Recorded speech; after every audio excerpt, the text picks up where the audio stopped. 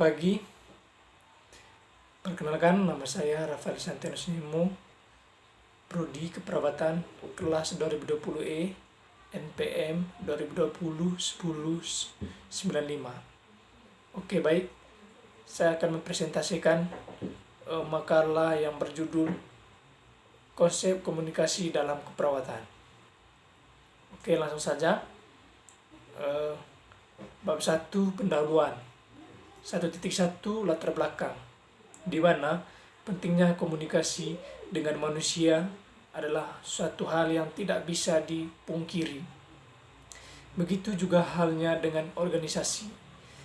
Tidak hanya pengetahuan dasar tentang komunikasi, pengetahuan dasar tentang organisasi sebagai suatu lingkungan tertentu yang berstruktur, berkarakteristik, serta memiliki fungsi tertentu adalah suatu hal yang mendukung kelancaran komunikasi organisasi. Orang yang tertarik untuk bergabung dalam suatu organisasi memiliki alasannya yang beragam.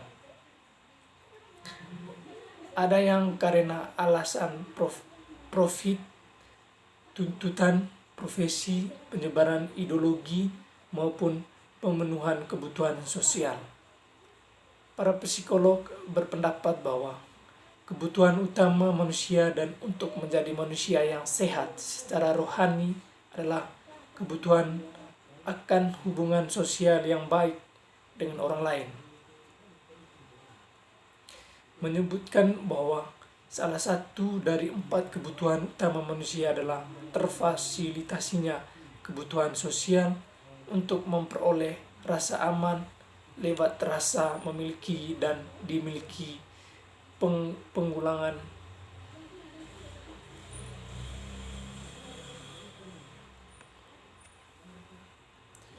rasa diterima, memberi dan menerima persahabatan.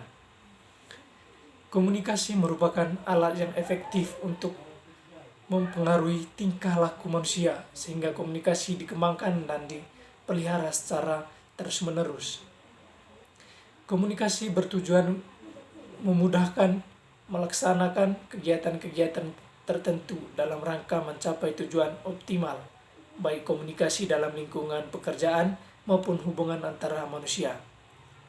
Kemajuan ilmu pengetahuan dan teknologi bidang kedokteran dan keperawatan serta perubahan konsep perawatan dari perawatan orang sakit secara individu kepada perawatan perimpunan, serta para ahli dari pendekatan yang berorientasi medis penyakit ke model penyakit yang berfokus pada orang yang bersifat pribadi, menyebabkan komunikasi menjadi lebih penting dalam memberikan asuhan keperawatan. Perawat dituntut untuk menerapkan model komunikasi yang tepat dan disesuaikan dengan tahap perkembangan pasien. Pada orang dewasa, mereka mempunyai sikap, pengetahuan, dan keterampilan yang lama menetap dalam dirinya, sehingga untuk merubah perilakunya sangat sulit. Oleh sebab itu, perlu kiranya suatu model komunikasi yang tepat agar tujuan komunikasi dapat tercapai dengan efektif.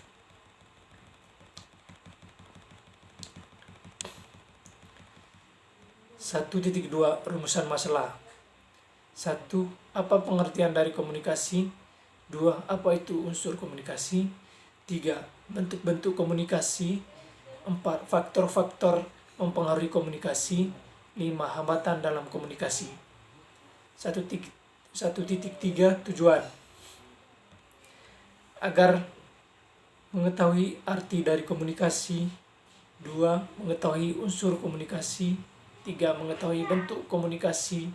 4. Mengetahui apa saja faktor-faktor dalam berkomunikasi. 5. Untuk mengetahui apa saja hambatan dalam komunikasi.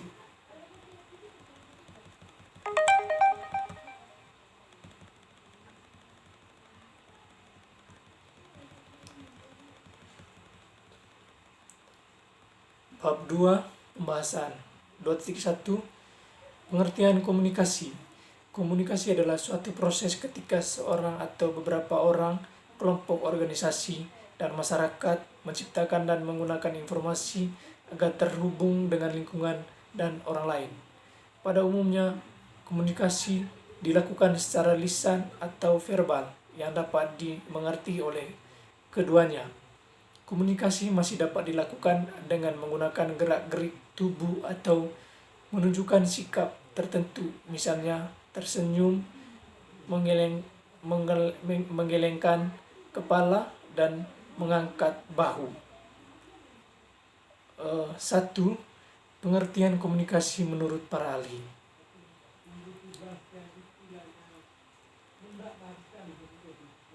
Menurut Effendi, komunikasi adalah proses penyampaian suatu pesan oleh seorang kepada orang lain untuk memberitahu atau untuk mengubah sikap dan perilaku, baik langsung secara lisan maupun tak langsung melalui media. Menurut Sinambela, komunikasi adalah suatu proses pembentukan, penyampaian, penerimaan, dan pengelolaan pesan yang terjadi di dalam diri seorang dan atau di antara dua atau lebih dengan tujuan tertentu. Menurut Wibowo, komunikasi adalah pertukaran informasi antara sender kepada receiver dan menarik kesimpulan sebagai persepsi tentang makna suatu antara individual yang terlibat. Juga dikatakan sebagai pertukaran interpersonal dari informasi dan pengertian.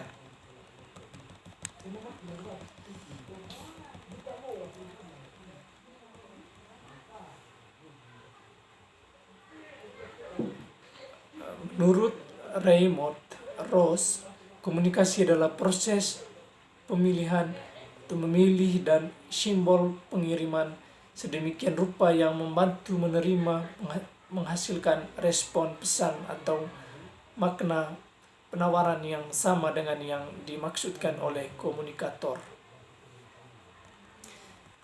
2.2 Apa itu unsur komunikasi? 1. Sumber. Sumber ini ialah pihak yang menyampaikan atau mengirim pesan kepada penerima. Sumber sering disebut dengan komunikator, pengirim, sender, atau encoder. 2. Pesan. Pesan ialah pernyataan yang disampaikan mengirim kepada penerima. Pernyataan bisa dalam bentuk verbal atau bahasa tertulis atau lisan, maupun non-verbal atau isyarat, yang bisa dimengerti penerima pesan bisa disebut dengan konten atau informasi. 3. Media ialah alat yang digunakan untuk memindahkan pesan dari sumber kepada penerima.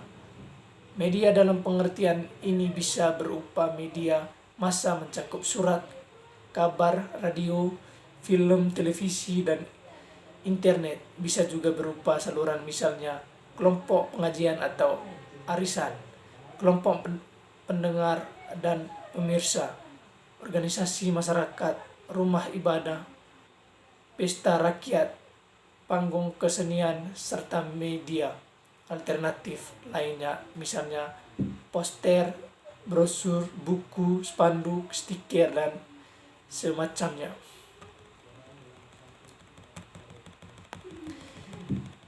4. Penerima. Penerima adalah pihak yang menjadi sasarannya pesan yang dikirim oleh sumber kepada penerima. Penerima bisa disebut dengan berbagai macam sebutan, antara lain kelayak, sasaran, target, adopter, komunikan, atau dalam bahasa asing disebut reviewer, audience, deodor. Pengaruh atau efek. Pengaruh atau efek ialah perbedaan antara apa yang dipikirkan, dirasakan, dan dilakukan oleh penerima sebelum dan sesudah menerima pesan. Pengaruh bisa terjadi pada pengetahuan, sikap, dan tingkah laku seseorang. Karena itu bisa diartikan perubahan atau penguatan keyakinan pada pengetahuan, sikap, dan tindakan seseorang sebagai penerima pesan. Umpan balik. Umpan balik ialah tanggapan yang diberikan oleh penerima sebagai akibat penerima pesan dari sumber. Sebenarnya ada juga yang beranggap umpan balik sebenarnya efek atau pengaruh. 2.3 bentuk-bentuk komunikasi. Yang pertama itu komunikasi interpersonal.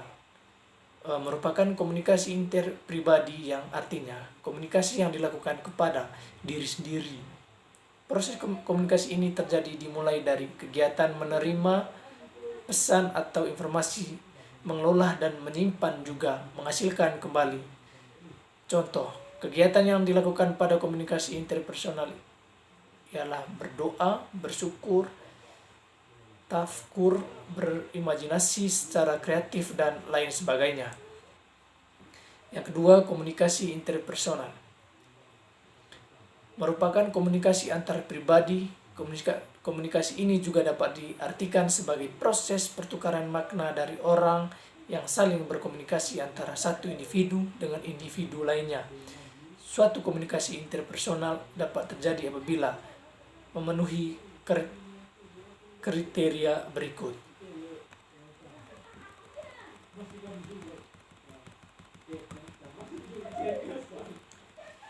Satu, melibatkan perilaku verbal dan nonverbal. Dua, adanya umpan balik pribadi. Tiga, terjadi hubungan atau interaksi yang berkesinambungan. Empat, bersifat saling persuasif. Komunikasi kelompok. Ketiga, komunikasi kelompok, di mana komunikasi kelompok dapat diartikan sebagai tatap muka dari 3 atau lebih individu guna memperoleh maksud dan tujuan yang dikehendaki, seperti berbagi informasi, pemeliharaan atau pemecahan masalah. Komunikasi kelompok merupakan komunikasi yang dilakukan oleh beberapa orang lain atau sekelompok orang. Contoh komunikasi kelompok antara lain kuliah, rapat, briefing, seminar, workshop, dan lain-lain. Berikut komunikasi organisasi, di mana adalah komunikasi antara manusia yang terjadi dalam hubungan organisasi dan proses komunikasi yang berlangsung secara formal maupun non-formal dalam sebuah sistem yang disebut organisasi. Di mana komunikasi organisasi sering dijadikan sebagai objek studi sendiri karena luasnya ruang lingkup komunikasi tersebut. Pada umumnya, komunikasi organisasi membahas tentang struktur dan fungsi organisasi, hubungan antara manusia, komunikasi dan proses perorganisasi, serta budaya organisasi. Yang berikut, komunikasi massa, di mana merupakan bentuk komunikasi yang menggunakan seluruh atau media dalam menghubungkan komunikator dan komunikasi secara massal, berjumlah banyak, bertempat tinggal yang jauh, sangat heterogen, dan menimbulkan efek tertentu. Jadi, komunikasi massal sebagai pesan yang dikomunikasi melalui media massa pada sejumlah besar orang.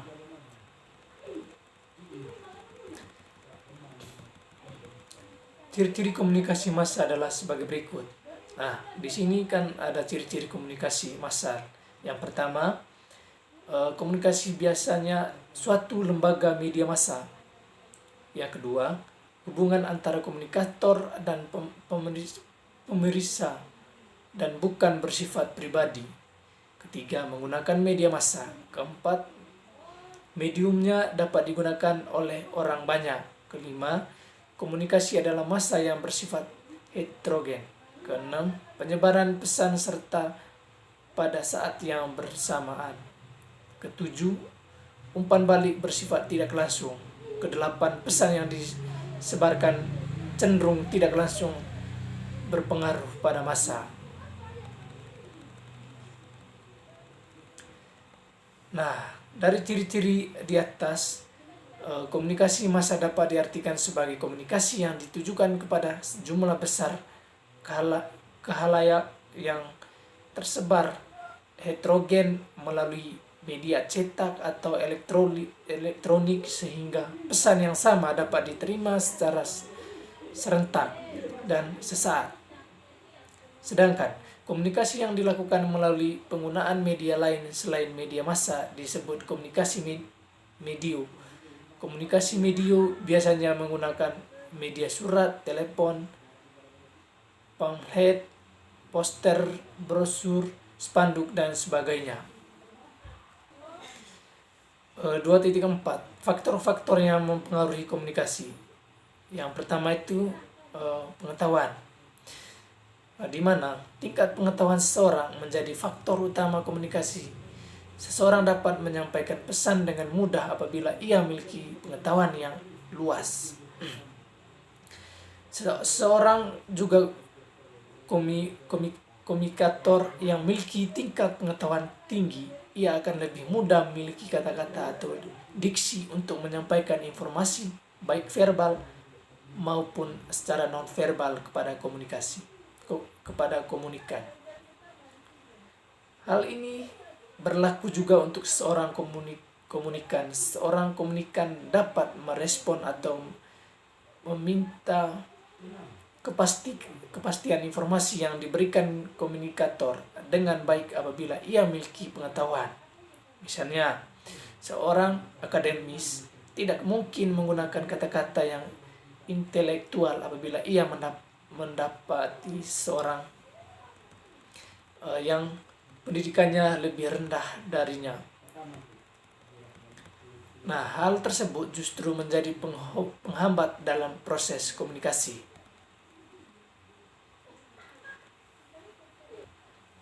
Yang kedua, perkembangan. Di sini perkembangan memiliki dua aspek, yaitu yang pertama, pertumbuhan manusia, di mana pertumbuhan dapat mempengaruhi pola pikir manusia. Bagaimana terjadi komunikan menyikapi informasi yang diberikan komunikator, dan bagaimana komunikator menyampaikan informasi kepada komunikan. Setiap orang memiliki cara masing-masing untuk menyampaikan informasi agar dapat mencapai tujuan yang diinginkan. Misalnya, cara menyampaikan informasi kepada anak balita dengan remaja tentu saja berbeda. Ada cara-cara tersendiri yang dapat kita sesuaikan dengan pola pikir yang sesuai dengan pertumbuhannya. Kedua, keterampilan menguasai bahasa.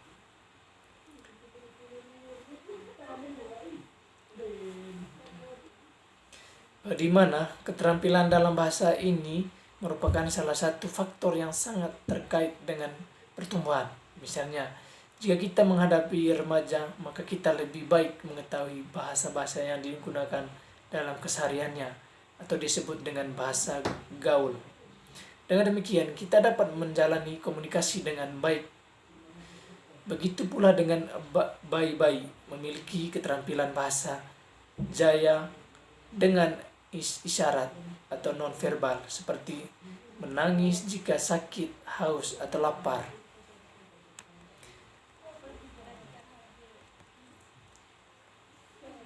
Persepsi di sini adalah suatu cara seorang dalam mengembangkan atau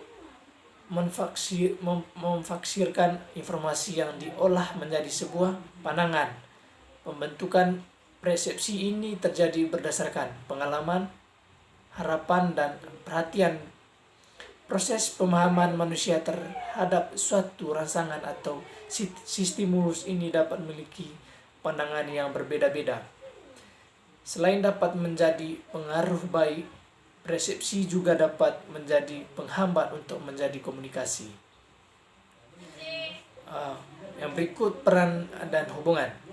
Peran dan hubungan memiliki pengaruh dari proses komunikasi tergantung dari materi atau permasalahan yang ingin dibicarakan, termasuk cara menyampaikan. Informasi atau teknik komunikasi.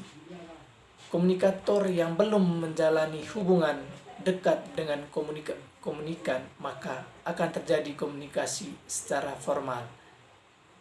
Yang berikut, lingkungan. Di sini lingkungan interaksi memiliki pengaruh dalam komunikasi. Lingkungan nyaman dan kondusif biasanya dapat berpengaruh baik terhadap proses komunikasi.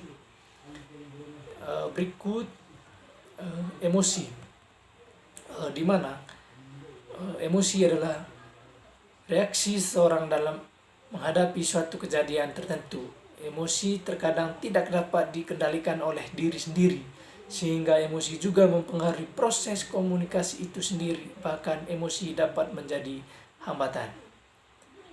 Nah, yang berikut, kondisi fisik, di mana di sini kondisi fisik mempunyai peranan yang penting untuk berkomunikasi.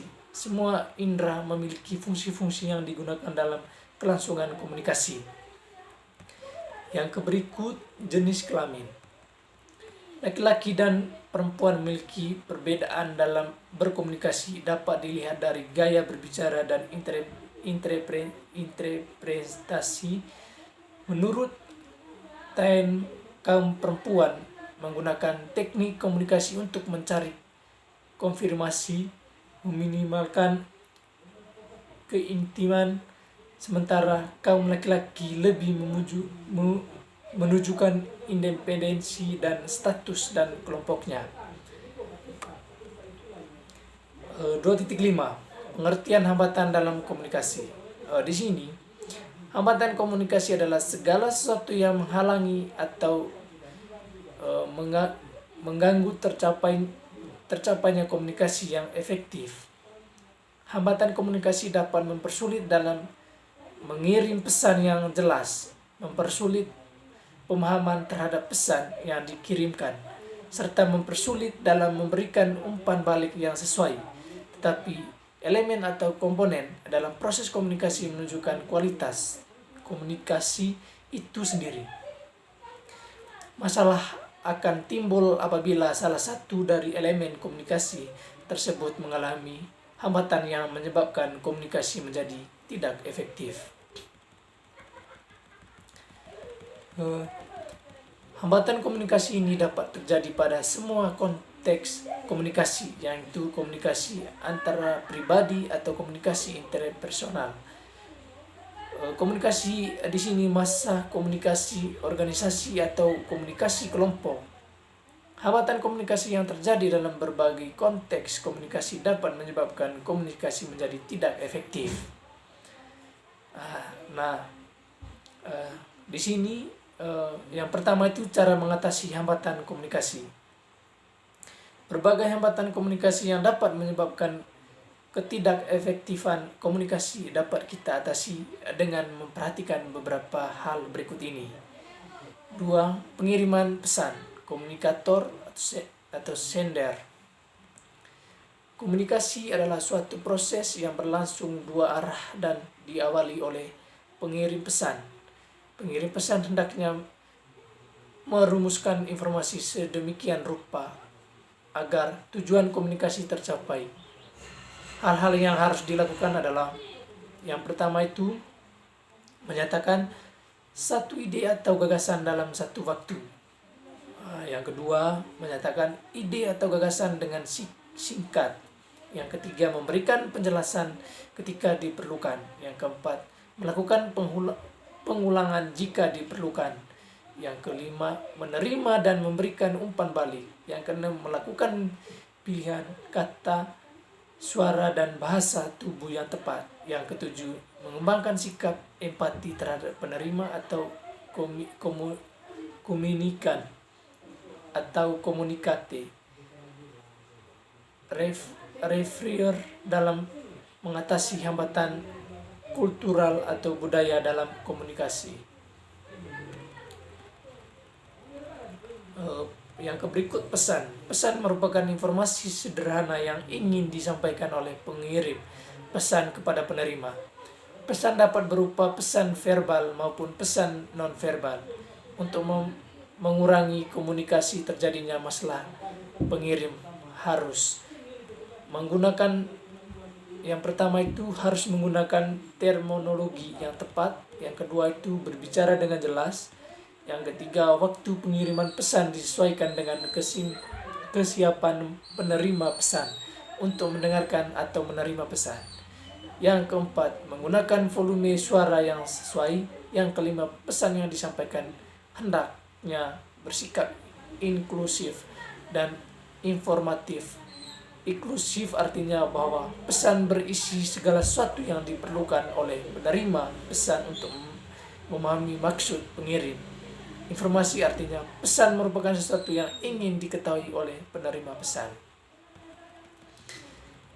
Nah, yang berikut penerimaan atau komunikan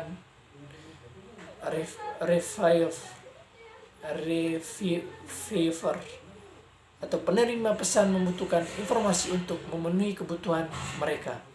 Untuk itu, penerima pesan harus memegang kendali atas seluruh proses komunikasi yang berlangsung. Agar penerima pesan memegang kendali adalah penting bagi penerima pesan untuk yakni bahwa pengirim pesan memahami apa yang diinginkan oleh penerima pesan dan mengapa mereka menginginkan. Hal-hal yang perlu dilakukan oleh penerima pesan adalah fokus perhatian pada pesan yang disampaikan dengan memberikan momen prioritas jika memungkinkan melihat atau melakukan kontak mata kepada pengirim pesan. Yang berikut, mendengar dan melihat isi pesan tidak langsung atau nonverbal sama baiknya ketika mendengar kata-kata. Yang berikut, menjaga pikiran tetap terbuka dan hindari penilaian. Yang berikut, melakukan verifikasi terhadap apa yang didengar atau disampaikan. Yang kelima di sini, umpan balik. Penerima yang efektif memverifikasi pemahaman mereka terhadap pesan yang dikirim oleh pengirim pesan. Mereka menyadari kata-kata, anda suara, dan bahasa tubuh ketika mereka memberikan umpan balik. Berbagai bentuk umpan balik yang diberikan dapat berupa pengakuan, pengulangan, dan para. Bab 3 penutup. 3.1 kesimpulan. Di sini saya ambil kesimpulan bahwa pentingnya komunikasi dalam kehidupan manusia sehari-hari adalah suatu hal yang tidak bisa dipungkiri. Begitu juga hal yang dengan organisasi. Tidak hanya pengetahuan dasar tentang komunikasi, pengetahuan dasar tentang organisasi sebagai suatu lingkungan tertentu yang berstruktur, berkarakteristik, serta memiliki fungsi tertentu adalah suatu hal yang mendukung pelancaran komunikasi organisasi. Orang yang tertarik untuk bergabung dalam suatu organisasi memiliki alasnya yang beragam. Komunikasi juga sangat penting dalam dunia keperawatan, terutama bagi seorang perawat, karena seorang perawat setiap harinya selalu bertemu dengan pasien. Bagaimana cara seorang perawat untuk menjalani hubungan baik dengan pasien agar tidak salah kata dalam berbicara dan juga tingkah laku? Tentunya dia selalu berkomunikasi yang baik, yang layak digunakan, dan juga berpikir kritis dalam melakukan tindakan. 3.2 saran. Yang pertama itu rumah sakit. Di sini rumah sakit sebagai sarana pelayanan kesehatan yang berhadapan langsung dengan pasien dan keluarga agar dapat memberikan pengawasan serius terhadap semua tenaga kerja, khususnya perawat, untuk tetap memberikan pelayanan melalui komunikasi yang baik dalam upaya menambahkan saling percaya antara tenaga kesehatan dan keluarga, terutama pasien mendapat perawat intensif. Yang kedua, perawat. Di sini hasil penelitian menemukan bahwa komunikasi yang tidak baik terletak pada perawat kurang memberi salam dan menyebutkan nama pasien ketika berkomunikasi. perawat kurang mendengarkan dalam melaksanakan komunikasi, dan perawat kurang meminta pasien menjelaskan kembali ungkapan yang tidak jelas apabila perawat ragu, sehingga bagi para perawat diharap untuk tetap melaksanakan komunikasi yang baik sesuai dengan tahap komunikasi yang seharusnya agar tercapai hubungan yang benar-benar antara perawat dan pasien, sehingga tercipta keterbukaan yang bisa memotivasi pasien untuk segera sembuh dan dari penyakit. Oke, itu saja presentasi makalah tentang konsep komunikasi dalam keperawatan. Terima kasih.